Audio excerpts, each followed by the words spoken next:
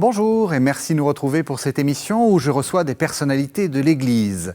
Cette semaine, nous commençons une nouvelle saison et je vous propose un entretien qui nous fera entrer en douceur et avec sérénité vers deux des thèmes clés de notre foi, l'Eucharistie et la parole.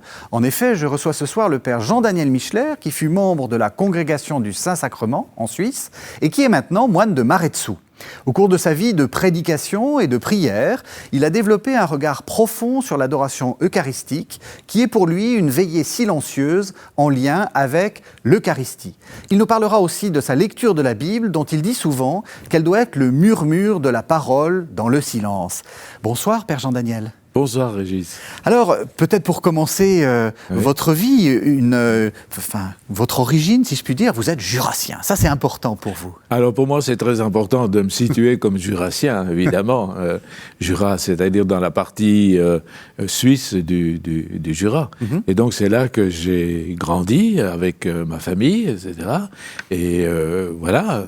Donc la particularité de ma famille, c'est le fait que ma mère était catholique et mon père était protestant, et donc j'ai vécu dans une situation œcuménique très enrichissante, très parlante, et voilà. L'œcuménisme, c'est important pour vous? Pour moi, l'œcuménisme, c'est important. Pourquoi? Parce que je l'ai vécu concrètement, donc dans ma famille d'abord, et puis ensuite dans différentes rencontres par la suite.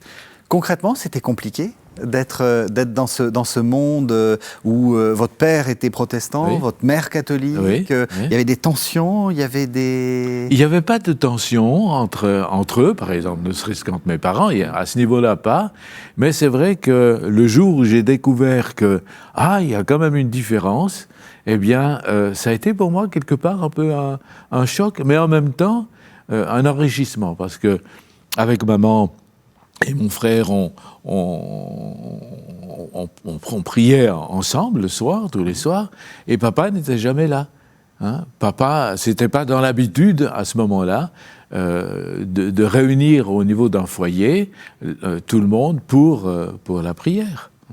Alors, quel est après votre itinéraire de foi? Comment ça s'est passé? Vous avez, je l'ai dit en débutant cette émission, vous n'avez pas toujours été moine de Maretsous, en Belgique. Oui. Vous êtes d'abord devenu père du Saint-Sacrement. Alors peut-être, expliquez-nous ce que c'est que les pères du Saint-Sacrement. Alors les pères du Saint-Sacrement, c'est une congrégation religieuse de type apostolique, qui a été créée par Saint Pierre-Julien Aymar, un prêtre français, et qui mettait l'accent sur l'originalité de la célébration de l'Eucharistie. L'Eucharistie comme centre vital de toute vie chrétienne. Ça, c'était l'aspect fondamental que j'avais découvert dans cette congrégation. Une congrégation qui vraiment s'est renouvelée aussi. Et par le fait de la pratique de l'adoration, c'était le style de prière, si on veut, de la congrégation, l'adoration eucharistique. Et j'insiste beaucoup sur le fait de dire adoration eucharistique. C'est pas n'importe quelle adoration, mais c'est une adoration qui trouve sa source dans la célébration de l'Eucharistie.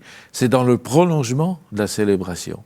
On reviendra là-dessus, c'est très important dans votre itinéraire, cette précision, et puis vous allez nous expliquer, d'ailleurs ce sera presque une sorte de petit cours d'adoration, vous allez nous expliquer comment on fait, comment vous voyez bien l'adoration, mais revenons un petit peu en arrière. Vous êtes dans ce petit village de Suisse, et la foi s'éveille, et vous vous dites, je veux devenir père du Saint-Sacrement, ou c'est un peu plus compliqué? Alors c'est un peu plus compliqué parce que il y avait ce qu'on appelait dans le Jura à l'époque le groupe des futurs prêtres du Jura. Et donc on avait été à une ordination sacerdotale à Seigneuxlégier, et de là nous sommes allés au Noirmont, dans un petit village où se trouvait une communauté des Pères du Saint-Sacrement. Et là j'ai découvert des prêtres en adoration. Pour moi ça a été une révélation, quelque chose d'absolument extraordinaire, de voir des prêtres prier devant le Saint-Sacrement, dans le silence.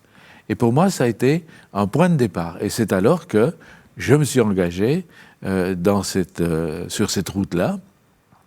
Et avec le temps, un approfondissement s'est installé de l'Eucharistie et d'une nouvelle découverte de l'adoration eucharistique en tant que telle. Parce qu'on était juste après le Concile, hein, on peut dire, et c'est vrai que c'était avec l'époque de Jean-Paul II, on a eu plus l'habitude de voir des adorations, des prêtres en adoration, comme vous dites.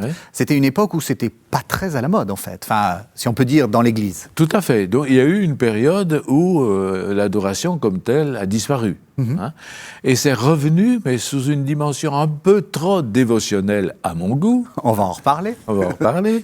Un peu trop dévotionnelle, et où la dimension de la célébration de l'Eucharistie n'apparaît pas. Hein. Moi, je disais toujours, prenez les prières eucharistiques, hein, les prières de la célébration de l'Eucharistie, les prières eucharistiques, prenez-les comme base d'intériorisation de la célébration que vous auriez vécue.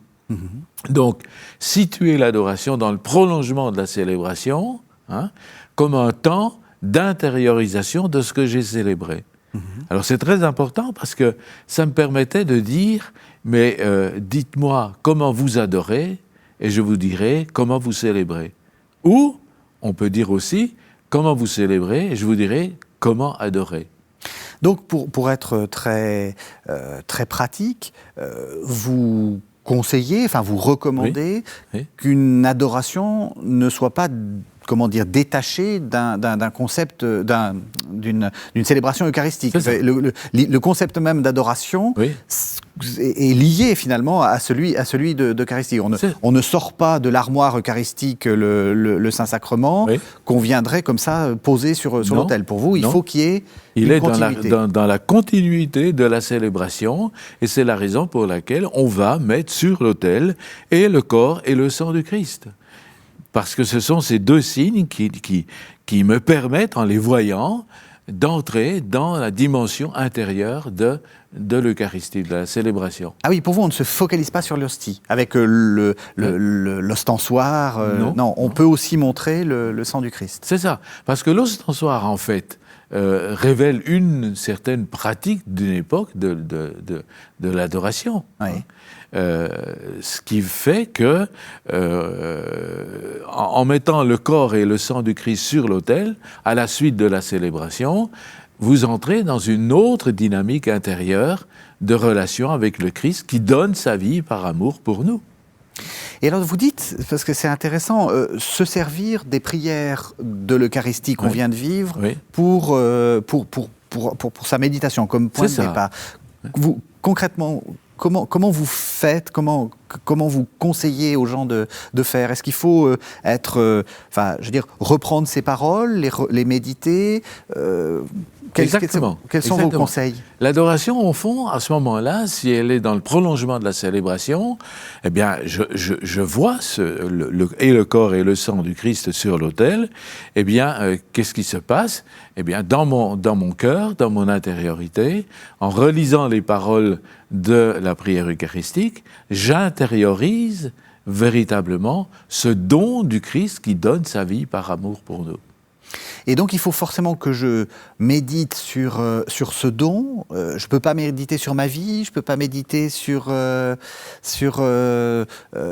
me dire, c'est peut-être ailleurs qu'il faut le faire. Non, mais tout à fait. Automatiquement, vous allez le faire. Hein? Parce que célébrer l'Eucharistie, c'est un aspect, l'intérioriser, c'est un autre aspect, mais ce sont des aspects qui me permettent alors à ce moment-là d'engager ma vie dans le sens même de ce don du Christ qui donne sa vie. Je vous propose qu'on écoute un premier texte. Alors je vais vous le laisser découvrir. Hein, vous l'avez pas lu. Je vous dis de quoi il s'agit. Il s'agit de l'encyclique Lumen Fidei du pape François. Oui. On écoute un paragraphe. C'est le paragraphe 44. Donc l'encyclique date de 2013. Dans l'Eucharistie, nous avons le croisement de deux axes sur lesquels la foi fait son chemin. D'un côté, l'axe de l'histoire. L'Eucharistie est un acte de mémoire, une actualisation du mystère, dans lequel le passé, comme événement de mort et de résurrection, montre sa capacité d'ouvrir à l'avenir, d'anticiper la plénitude finale. La liturgie nous le rappelle avec son Audi, l'aujourd'hui des mystères du salut. D'un autre côté, il y a l'axe qui conduit du monde visible vers l'invisible. Dans l'Eucharistie, nous apprenons à saisir la profondeur du réel. Le pain et le vin se transforment en corps et sang du Christ, qui se rend présent dans son chemin pascal vers le Père. Ce mouvement nous introduit, corps et âme, dans le mouvement de tout le créé vers sa plénitude en Dieu. Alors, Père Jean-Daniel, je vous ai vu approuver. C'est bien, vous approuvez le pape, c'est une bonne chose. mais est-ce que ça vous parle? Est-ce qu'il y a quelque chose qui vous frappe dans ce qui vient d'être lu? Oui. Ce qui me frappe, c'est peut-être un élément qui manquerait. J'ai pas tout pris, hein. C'est vraiment un extrait de l'encyclique. Parce que les signes, le pain et le vin sur l'autel, ça traduit bien le sens même du mystère de l'Eucharistie, d'un Christ qui donne sa vie par amour pour nous, hein, mais qui nous engage à donner nous-mêmes notre vie à la suite du Christ.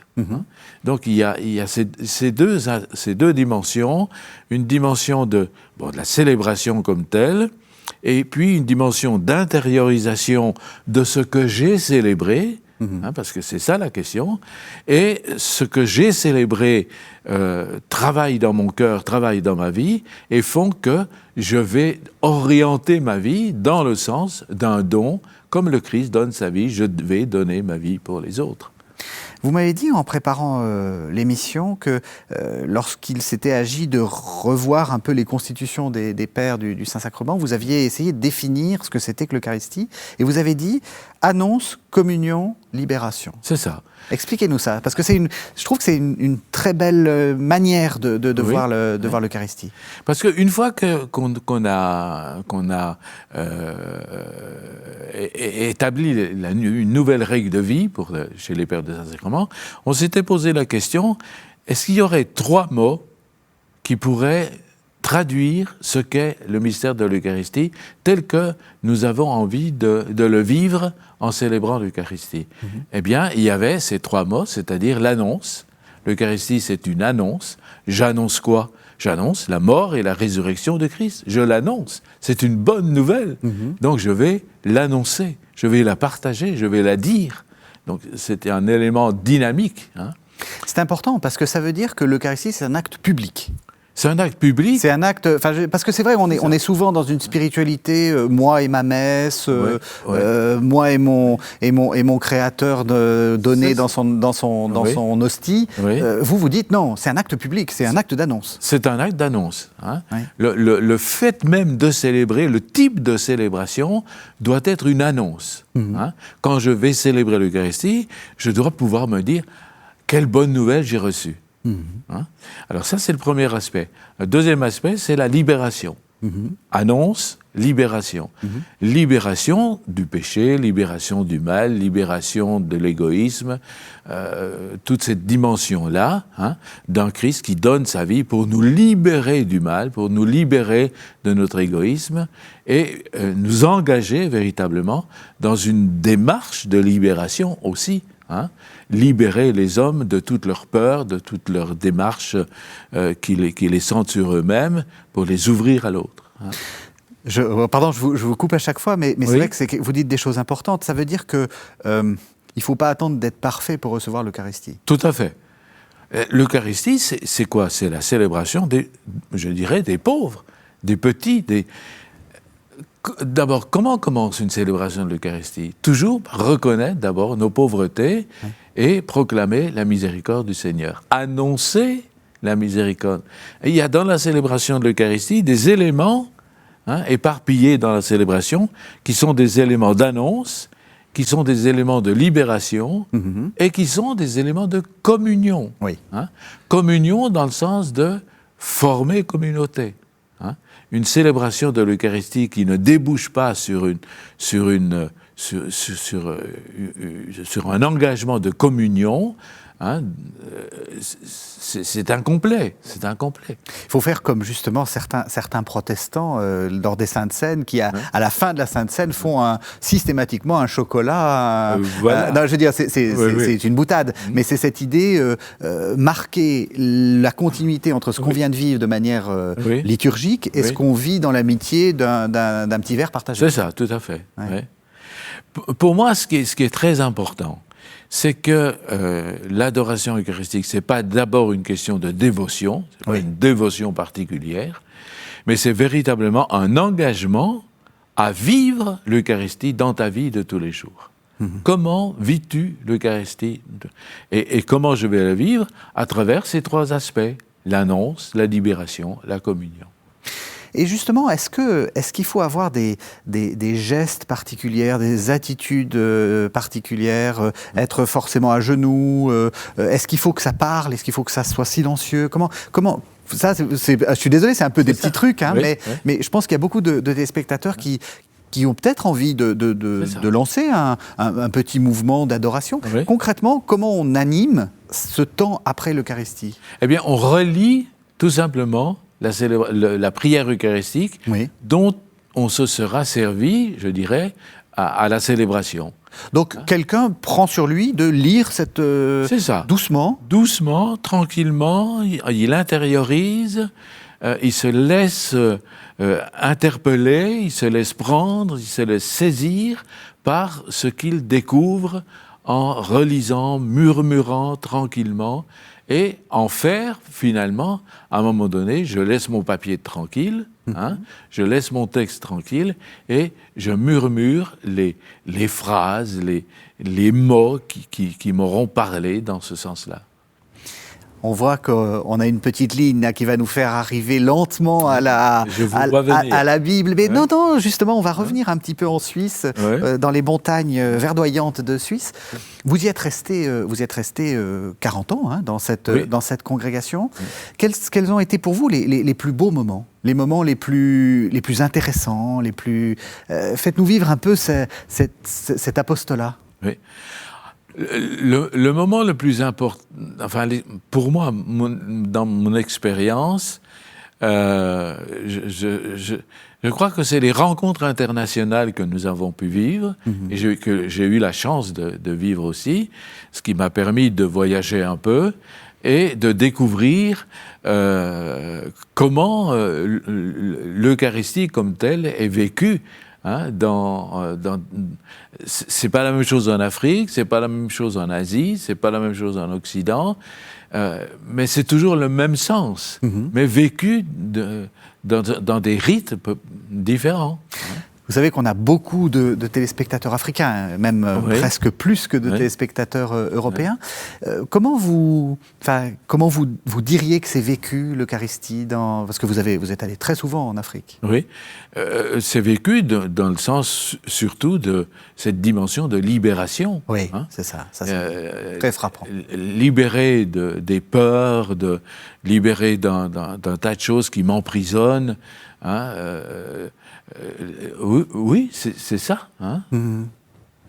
Alors, après, donc, on reprend notre cours. On a parlé donc de cette question de silence, de veillée silencieuse. À un moment, vous avez senti l'appel vers plus de silence, d'une certaine façon. Oui, parce qu'il y a un autre aspect qui intervient par rapport à l'adoration, c'est la place de la parole de Dieu.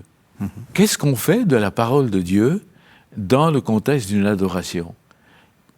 Tout simplement, comme je reprends la prière eucharistique, pour la méditer, l'intérioriser, je reprends la parole de Dieu qui aura été proclamée à cette célébration, je la reprends pour l'intérioriser dans ma vie, de nouveau. Alors, cette dimension de la parole de Dieu, elle fait partie des signes qui doivent être présents pour la célébration de l'Eucharistie et l'adoration. Oui. Ça veut dire que je vais non seulement mettre sur l'autel le corps et le sang du Christ, dans le prolongement de la célébration, mais je vais aussi mettre en exergue la parole de Dieu, le livre de la parole de Dieu. Et pour moi, le fait que les signes, c'est pas seulement le pain et le vin, mais c'est aussi le livre de la parole de Dieu. Pour moi, ça a été un déclic assez important pour redécouvrir le vrai sens de la parole de Dieu, de la place de la parole de Dieu dans ma vie. Et ça a fait écho, on en a parlé, ça fait écho pour préparer l'émission, ça fait écho à une expérience quand vous étiez jeune. C'est quelque chose que les protestants, nos frères protestants, ont très bien compris. Oui. Alors le point de départ de ma découverte, je dirais, de la parole de Dieu, dans mon village, il y avait le temple et il y avait l'église. Le temple au bout du village et l'église à l'autre bout. Et mes parents, nous habitions à côté du temple. Nous avions une petite maison et à côté du temple. Et donc j'allais régulièrement au temple parce que au collège où j'étais, je m'initiais à l'orgue. Et donc j'avais demandé au pasteur si j'avais la possibilité d'aller m'exercer au temple. Et il m'avait accueilli avec joie. Et alors j'allais souvent, quand j'allais travailler l'orgue, j'allais souvent voir, je voyais qu'il y avait sur la table, sur la grande table, il y avait un grand livre. Et pour moi, comme gamin, j'étais toujours fasciné par ce grand livre. Je me disais, mais qu'est-ce que c'est que ce grand livre? Et j'allais souvent feuilleter un peu pour voir. Et pour moi, je n'étais qu'à un stade du livre. Oui. Je découvre un livre. C'est quoi ce livre? Et c'est petit à petit que j'ai trouvé une autre dimension à ce livre, au point tel qu'à un moment donné, dans mon cheminement, avec un des pasteurs protestants de Genève, parce que j'ai vécu à Genève, eh bien,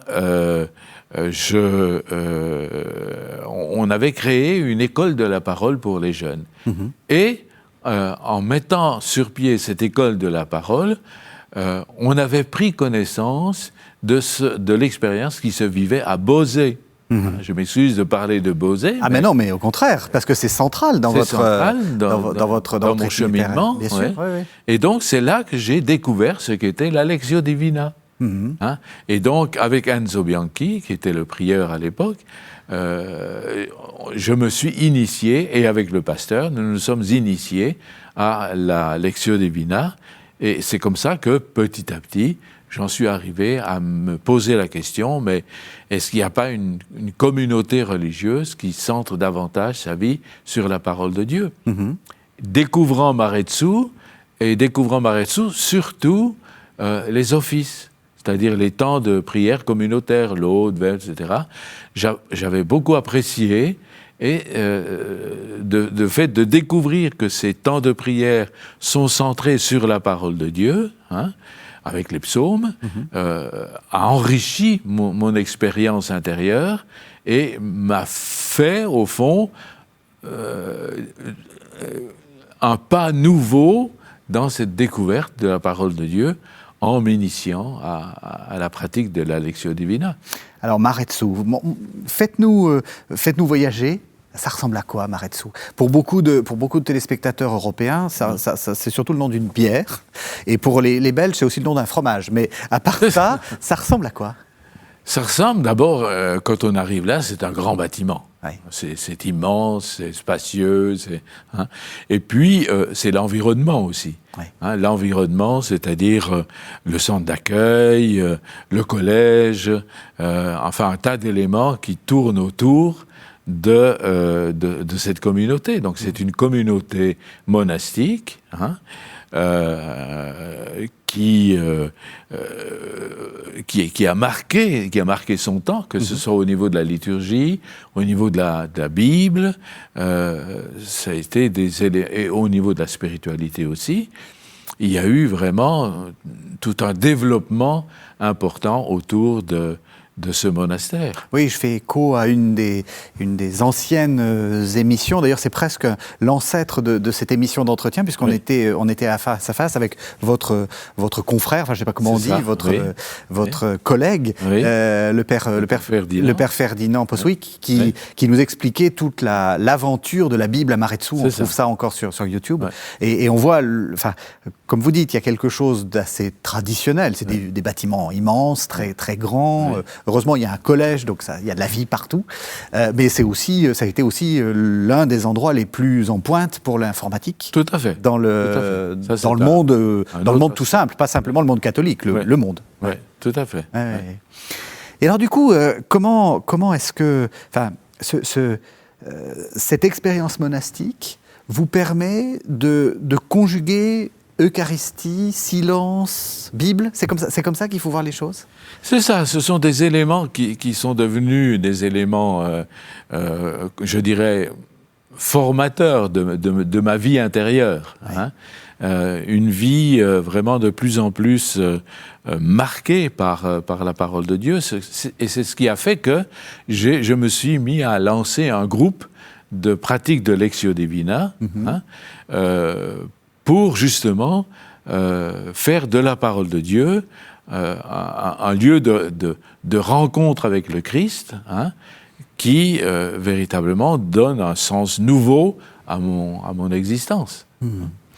Je vous propose qu'on fasse une seconde pause avec un second texte qui va nous permettre justement de rentrer plus dans cette pratique de la lectio. Et si vous le voulez bien, peut-être, alors là pour le coup, de nous donner des recettes. Vous avez déjà commencé à nous donner des recettes, si je puis me permettre, d'adoration eucharistique. Et peut-être même, maintenant, on va aller un peu plus loin dans la question de la lectio. Alors, je vous propose un texte de Romano Guardini. Romano Guardini, c'est un des grands artisans du renouveau liturgique des années 50, et il est très connu pour un texte qui s'appelle Le Seigneur. Ça c'est le best-seller. Et il y a un très beau texte qui s'appelle aussi La Messe. C'est une conférence qui date de 1957 où il va parler justement du silence. Seul le silence peut édifier ce qui va porter la célébration sacrée, à savoir la communauté liturgique, et créer l'espace où cette célébration va s'accomplir. L'Église. On peut donc dire sans exagérer que faire du silence est le premier acte du service sacré. Le silence est le calme de la vie intérieure. Il est la profondeur du courant caché. Il est présence recueillie, ouverture et disponibilité. Il ne peut donc rien signifier de sourd, d'inerte. Il n'a rien d'un fardeau improductif. Le silence authentique est un éveil plein d'attention et de disponibilité. La parole ne prend son importance et sa puissance propre que lorsqu'elle sort du silence. Mais la réciproque est également vraie ici. Pour que le silence ait sa fécondité et sa puissance réalisatrice, il faut que la parole s'exprime dans une parole communiquée. L'importance du silence pour la célébration sacrée ne peut pas être surestimée, qu'il s'agisse du silence qui la prépare ou de celui qui doit se produire au cours de la célébration. Le silence ouvre la source intérieure d'où jaillit la parole.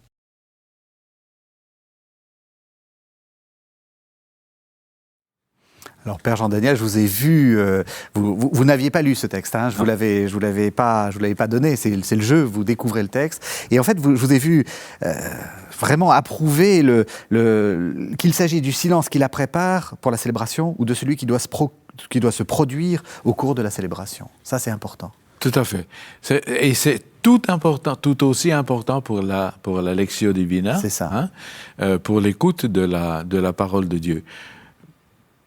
Le mot que j'aime, que j'apprécie pour exprimer cette dimension du silence, je le lirai au mot murmurer. Oui. Il s'agit de murmurer la prière eucharistique, il s'agit de murmurer la parole de Dieu, se laisser vraiment habiter par cette parole. Pourquoi ? Parce que à partir d'un texte, qu'est-ce que je vais faire ? Je vais essayer parce que c'est mon désir intérieur, je vais essayer d'entrer dans un murmure, dans un silence intérieur, un murmure intérieur, pour goûter véritablement le message qui m'est adressé. Et donc, il faut commencer par se préparer par du silence. Pour vous, une célébration, par exemple, ne doit pas être que de la parole, que des choses qui parlent. C'est ça. Ouais. Ouais. Quand nous avons les offices à Maretsou, l'Aude et surtout l'Aude et Vêpres et les vigiles, j'aime aller en avance pour, au fond, je dirais, préparer mon cœur à écouter, à recevoir, à accueillir au plus profond de moi-même cette parole qui m'est donnée. Qu'est-ce qu'elle vous dit, cette parole ? Elle me dit quelqu'un. Ouais. Elle me dit quelqu'un. Cette parole, c'est pas... Si je repense au parcours, à mon parcours de vie, qu'est-ce que je découvre ? Je découvre que la parole de Dieu, c'était d'abord un livre. Un livre que j'allais feuilleter. Qu'est-ce que c'est ? Puis, c'est devenu, petit à petit, un message qui m'est adressé, qui m'est dit, qui m'est donné. Et de là, c'est devenu vraiment une intériorisation, un murmure qui m'engage. Parce que la parole de Dieu, si elle est simplement écoute, elle est incomplète. Il faut l'ouvrir dans une dimension vitale. Ça doit devenir quelque chose, une voix intérieure qui me parle, qui me donne un message et qui m'envoie véritablement vivre ce que j'ai vécu. C'est un peu comme le psaume. J'écoute, que dit le Seigneur, ce que dit le Seigneur. C'est ça. Il y a cette idée que le Seigneur dit des choses. C'est ça, oui. Et il dit la paix. Et il dit, oui. Ouais, il dit la paix. C'est important parce que ça nous permet peut-être de rentrer dans ce que c'est que la Lectio Divina. Oui. La Lectio Divina, si je vous comprends bien, c'est pas uniquement une découverte du texte. On va parler après de la recette, mais bien faire comprendre de quoi il s'agit. C'est pas simplement la découverte de contenu d'un message d'un texte, Jésus fait ci, Jésus fait ça, Jéroboam fait ci, Nabuchodonosor fait ça, mais c'est quelqu'un qui vous parle. C'est ça. C'est quelqu'un qui me parle. Et quand j'initie un peu à la Lectio Divina, dans une première étape, ce qui est important, c'est la lecture du texte. On ne sait pas lire. Oui. On ne sait pas lire. Pourquoi ? Parce que on lit ça un peu comme un roman et puis ça passe. Mais ici, dans le contexte de la Lectio, lire, c'est désirer la rencontre avec quelqu'un. Ça, c'est l'élément fondamental au point de départ. Avoir ce désir intérieur d'une rencontre avec quelqu'un qui a un message à me donner. Et donc, je vais prendre le temps de lire, de relire. Peut-être que j'entre ici déjà dans la méthode, on y démarche, va, oui, très bien, oui. Donc ça, c'est une première étape, lecture du texte. Avec, vraiment, je reprends à ce psaume. Oui. J'écoute, que dit le Seigneur. C'est ça. J'écoute, que dit le Seigneur. C'est ça. Mais il faut passer d'abord par une première étape, c'est-à-dire de se dire, mais qui me parle ? Oui. Qui me parle ? Qu'est-ce que l'auteur de ce récit, de ce passage biblique, qu'est-ce que l'auteur veut bien me dire ? Et quelle est sa parole ? D'accord. Donc avant d'arriver à ce que Dieu nous dit, Oui. On a le droit de faire de l'exégèse. C'est-à-dire on a le droit de se dire c'est Paul. Et donc il me dit ça. Qu'est-ce qu'il me dit ? Et donc concrètement, il faut pas avoir peur d'aller regarder des initiations à la Bible, Voilà, les notes de sa Bible, des choses comme ça. Tout à fait. Oui. Je dirais que dans un premier temps, il faut se demander qui parle. Qui parle. Bon, si c'est Paul, c'est Paul. Si c'est Luc, c'est Luc. Si c'est, etc. De même dans l'Ancien Testament. qui me parle à travers l'Exode, qui s'adresse à moi pour me dire quoi. Ouais, Hein? ouais. Et c'est alors que petit à petit, j'entre dans une deuxième étape, hein, qu'on appelle la méditatio. Hein? Donc la première étape, c'est la lectio, lecture, hein? Mais lecture dans le sens d'une écoute. Alors, soyons très très concrets, parce que Ouais. souvent on se demande comment il faut faire. Dans ces cas, pour cette première étape, Oui. il faut être Bible en main, avec des livres à côté, où il faut. Enfin, comment vous faites vous pour commencer votre lectio? Vous allez regarder des exégètes, vous allez lire les notes de la Bible. Comment C'est concrètement? ça. Alors dans un premier temps, je me pose la question de l'auteur. Ah, d'accord. Hein? Comme dit l'auteur. Qu'est-ce que l'auteur veut nous dire en nous racontant les choses de cette manière-là? C'est ça. Quel est le plan du texte? Ouais, C'est ça, d'accord. Et à partir de là, je me pose la question, mais est-ce qu'il y a un message qui m'est adressé? Est-ce que je perçois quelque chose qui m'est adressé personnellement? Hein? Et donc, à ce moment-là, je vais aller lire l'introduction à l'auteur, hein? Je vais lire, si j'ai un bon commentaire, ou je vais lire les notes, hein? Pour enrichir ma découverte. D'accord. Hein? Pour enrichir ma découverte. Et puis, je laisse, je dirais, je laisse travailler en moi ce que je découvre à travers ma manière de lire. Hein. Oui. Ma manière de lire doit être véritablement le désir d'une écoute de quelqu'un qui a un message à me donner. Hein, ça, c'est important. Le passage entre la première et la seconde étape, Oui. il faut un temps, il faut se fixer un temps, il faut se dire c'est dans 15 minutes, c'est dans 20 minutes, ou il faut... Je crois que dans un premier temps, vous savez, je prends souvent l'exemple apprendre à conduire une voiture. Oui. Hein. Pour apprendre à conduire une voiture, il faut connaître le code. Oui. Bon, une fois que vous avez passé votre examen, hein, le code, vous l'avez en vous. Oui. Oui. Et puis vous y allez, quoi. Oui. Hein. D'accord. Eh bien, c'est un peu pareil avec la lectio. Le texte, vous l'avez. Vous le lisez pour en découvrir l'auteur. Qu'est-ce que l'auteur veut me dire? De là, je me pose la question, quel est le message? Quel est le message qui m'est adressé? Et ce message, qu'est-ce qui fait bouger en moi? Qu'est-ce que ça me donne comme image de Dieu, comme image du Christ? Hein? Qu'est-ce que ça me donne comme image des disciples, etc. Hein? Donc, c'est vraiment se laisser... Et c'est ça la méditation, hein? C'est arriver à être enrichi par la parole de quelqu'un qui me donne un message et que je murmure intérieurement pour me laisser façonner véritablement par cette parole. Et alors, pardon, je vais être très très concret, mais Oui. ce moment de murmure, Oui. c'est une voix intérieure, c'est-à-dire que vous racontez des histoires, vous écrivez, vous rêvassez, vous voyez Alors ça, c'est très important, ce que vous dites là. Ouais. C'est très important parce que il faut, moi je dis toujours Bible en main. Non seulement Bible en main, mais crayon en main. Ouais. Hein? C'est-à-dire, fur et à mesure que vous faites votre lectio, ce que vous découvrez, vous le notez. Hein? Vous l'écrivez. Hein? Et c'est ça qui va vous permettre d'y revenir, hein? Pour en faire véritablement l'objet de votre murmure. Hein?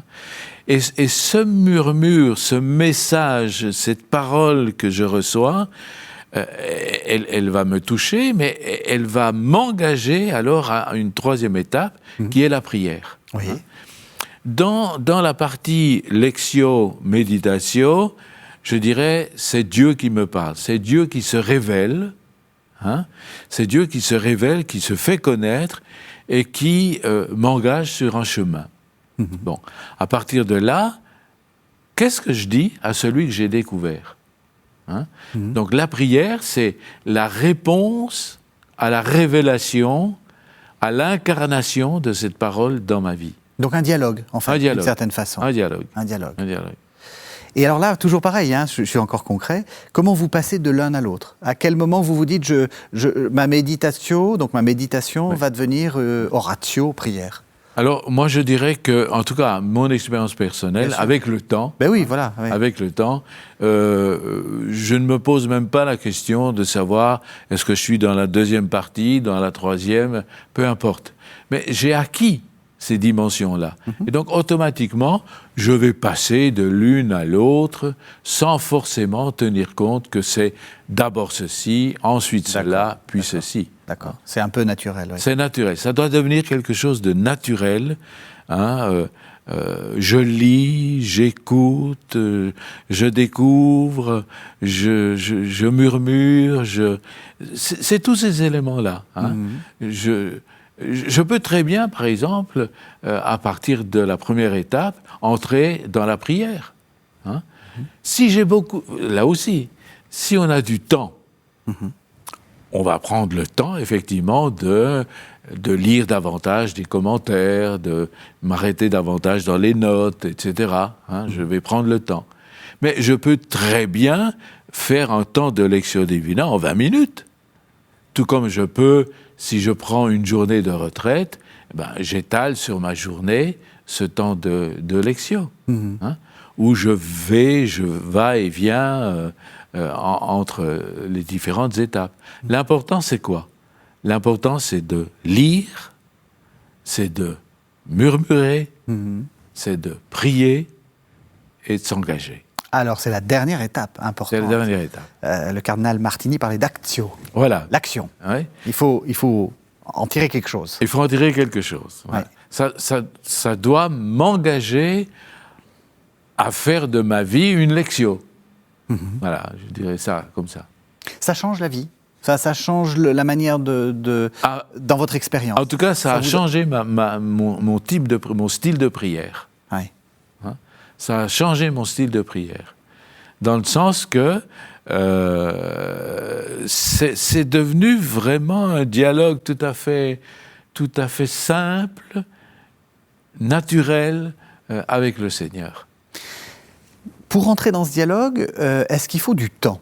Est-ce que justement c'est une pratique qu'il faut, enfin, est-ce que c'est justement c'est une pratique, donc ça s'entraîne comme on s'entraîne à faire du jogging, ou est-ce que voilà, ça vient naturellement?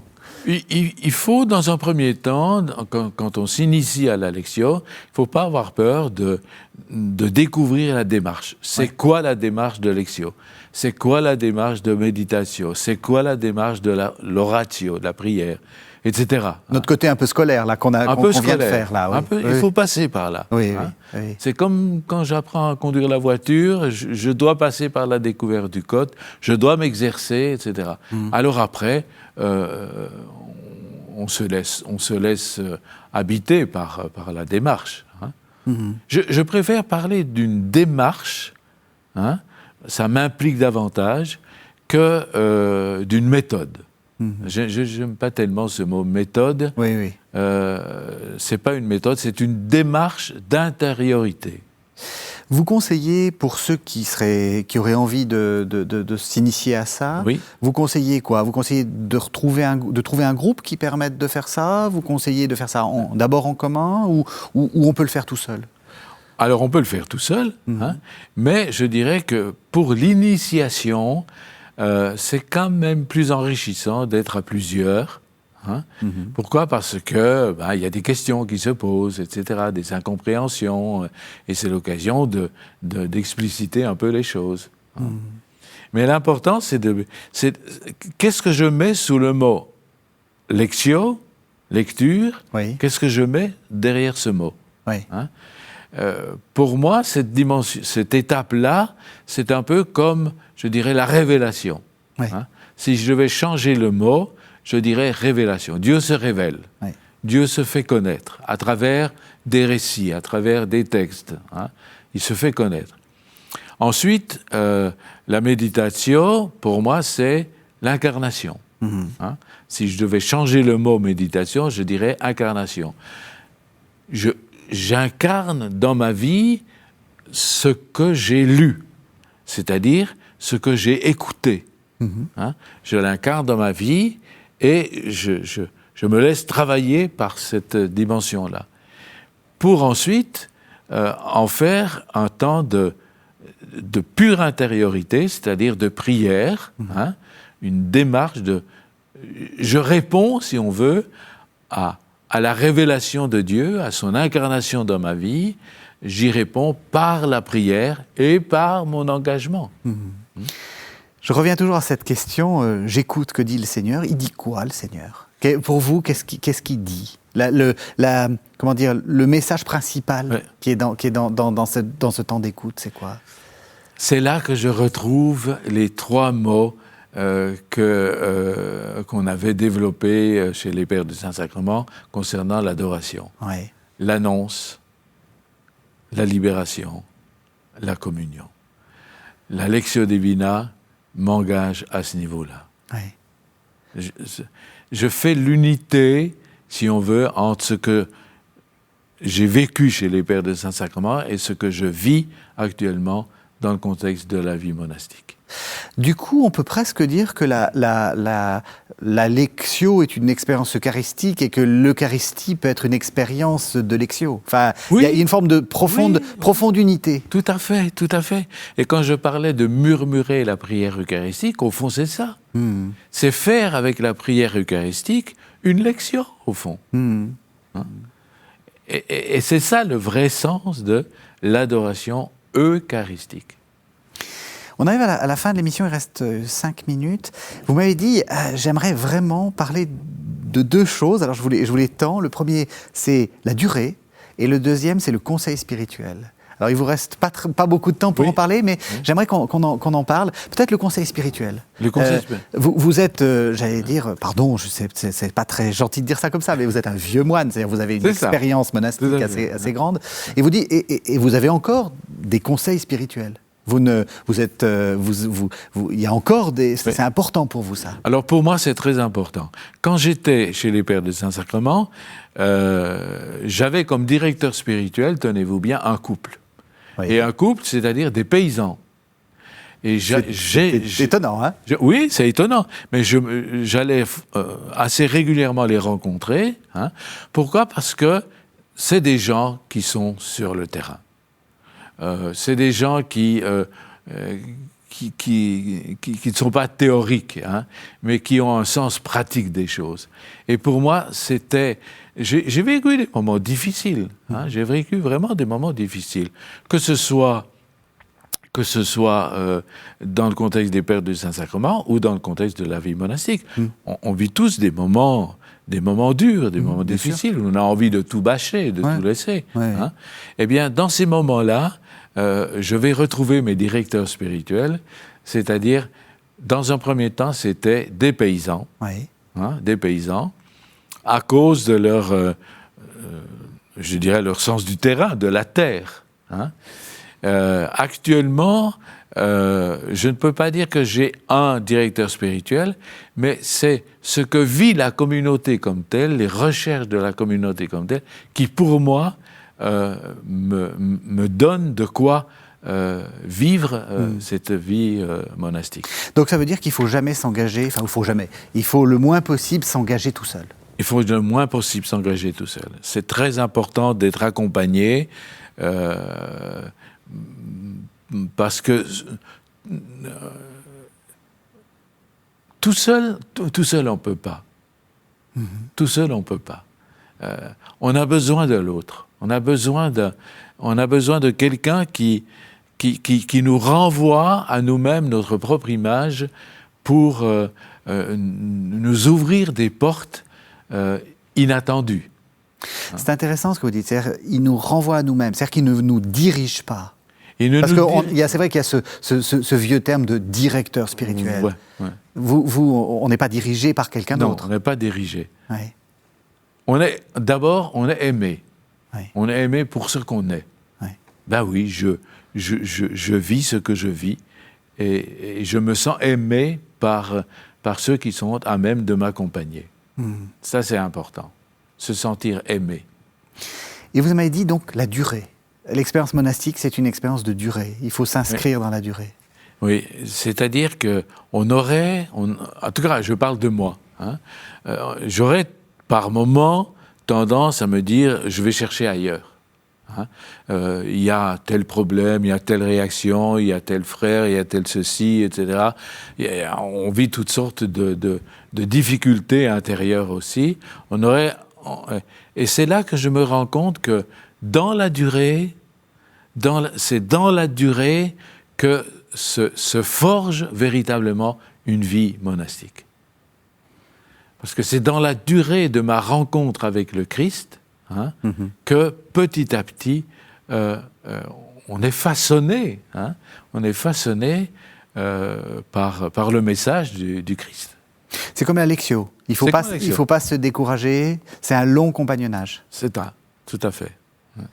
Merci beaucoup, Père Jean-Daniel. Merci, Régis. Peut-être quand même une dernière question. Oui. Quelqu'un qui voudrait rentrer dans la Lectio, le premier conseil, à part c'est trouver un guide. Oui. En résumant, un seul mot, qu'est-ce que vous lui direz? Lis. Lis, relis. N'aie pas peur de prendre un texte, un récit, un passage de l'Évangile, d'une lettre de Paul, de l'Ancien Testament, des passages, lire. Prenez le temps de lire. Pour goûter, comme vous goûtez un bon chocolat. Merci beaucoup, Père Jean-Daniel. Merci de nous avoir suivis. Vous savez que vous pouvez retrouver cette émission sur le site internet de la chaîne www.ktotv.com.